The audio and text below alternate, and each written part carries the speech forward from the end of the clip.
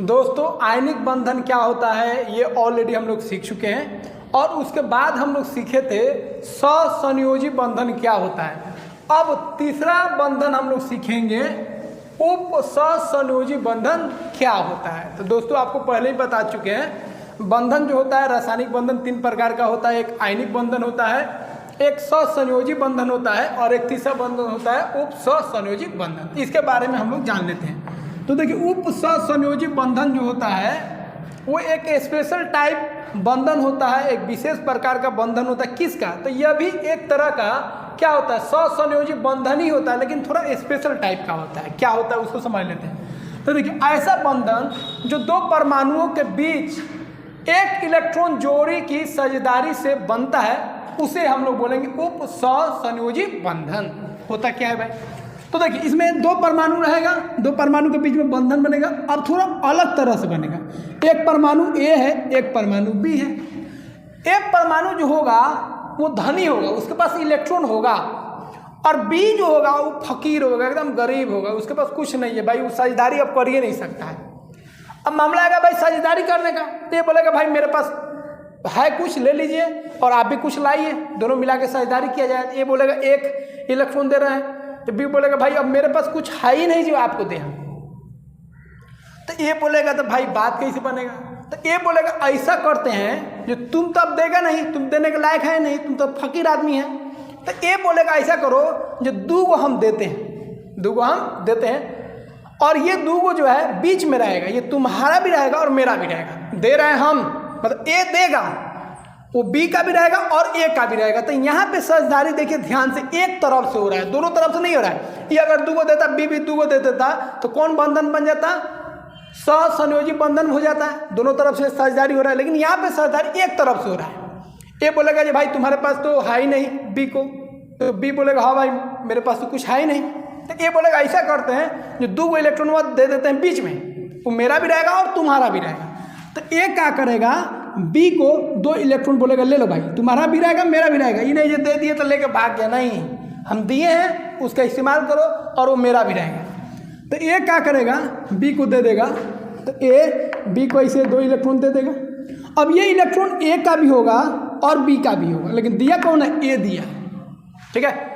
अब ए जो होगा इलेक्ट्रॉन देने वाला होगा, लेकिन ए वो इलेक्ट्रॉन नहीं देगा, जोड़ा में देगा। 1 जोड़ा दे, 2 जोड़ा दे, 3 जोड़ा, जब भी देगा जोड़ा में देगा, ध्यान रखिए।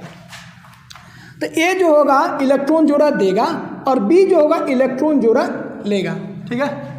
तो जो इलेक्ट्रॉन जोड़ा देने वाला है, जो इलेक्ट्रॉन पेयर देने वाला है, उसको हम लोग बोलेंगे प्रदाता, धनी होता है भाई, इसके पास इलेक्ट्रॉन है। और जो लेने वाला होता है इलेक्ट्रॉन जोड़ा, उसको हम लोग बोलेंगे स्वीकारक। अब ये इलेक्ट्रॉन पेयर दिया है, ए बी को दिया है, तो ऐसे डिनोट करेंगे इस बॉन्ड को। इस बॉन्ड को हम लोग क्या बोलेंगे? उप सहसंयोजी बंधन। इस बॉन्ड को क्या बोलेंगे? उप सहसंयोजी बंधन। ऐसे एरो दिखाते हैं। एरो का मतलब होगा ए इलेक्ट्रॉन पेयर दिया है किसको? बी को, लेकिन ये नहीं बोला कि लेके भाग जाओ, बीचे में रहेगा, एकदम साझेदारी वाला रहेगा। बात समझे? मान लीजिए मेरे पास 2 लाख रुपया है, तो हम अपने दोस्त को बोलेंगे भाई 2 लाख तुम लाओ, साझेदारी किया जाए। तो दोस्त बोलेंगे मेरे पास तो है ही नहीं दुकान खोलने के लिए, तो हम बोलेंगे भाई ऐसा करते हैं दुकान खोल लेते हैं, हम 2 लाख लगाते हैं, तुम 1 भी रुपया मत लगाओ, दुकान खोलते हैं, और उस दुकान में 2 लाख जो रुपया लगा है उसमें तुम्हारा भी रहेगा और मेरा भी रहेगा। एक होता हम उसको दे देते, वो अलग केस हो जाता है। यहाँ पे दे रहे हैं लेकिन उस पर हक मेरा भी है, आधा आधा है।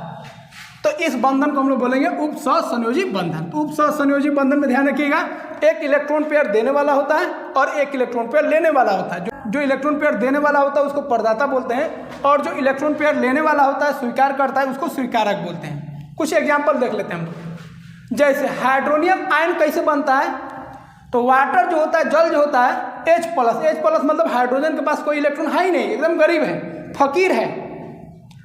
ई का है, इसके पास इलेक्ट्रॉन है, ऑक्सीजन में देखिए इलेक्ट्रॉन है यहाँ पे। अब वाटर बोलेगा भाई तू घबरा मत, हम तुमको दे देते हैं। तो वाटर जो है 1 इलेक्ट्रॉन पेयर इसको दे देगा, तो ये नया चीज बन जाएगा H3O+, जिसको हम लोग बोलेंगे हाइड्रोनियम आयन। तो वाटर जब 1 इलेक्ट्रॉन पेयर हाइड्रोजन को देगा तो क्या बन जाएगा? Hydronium ion. उसी तरह अमोनिया जो है, NH3 को क्या बोलते हैं? अमोनिया बोलते हैं। अमोनिया जो है 1 इलेक्ट्रॉन पेयर हाइड्रोजन को देगा तो ये क्या बन जाएगा? अमोनियम आयन बन जाएगा। तो यहाँ पे ये जो बंधन बन रहा है वो कौन बंधन है? तो उप सहसंयोजी बंधन है। तो इसको आप ध्यान रखेंगे, ठीक है। तो अब आप इसका स्क्रीनशॉट लीजिए, फिर हम लोग आगे बढ़ते हैं। तो दोस्तों उप सहसंयोजी बंधन क्या होता है हम लोग जान चुके हैं। अब हम लोग बात करेंगे हाइड्रोजन बंधन क्या होता है। तो देखिए, जब हाइड्रोजन जो है FON, याद रखिए, फ्लोरीन ऑक्सीजन नाइट्रोजन, फोन याद रखना है। जब हाइड्रोजन FON फोन के साथ कोई भी बंधन बनाएगा तो उस बंधन को हम लोग बोलेंगे हाइड्रोजन बंधन।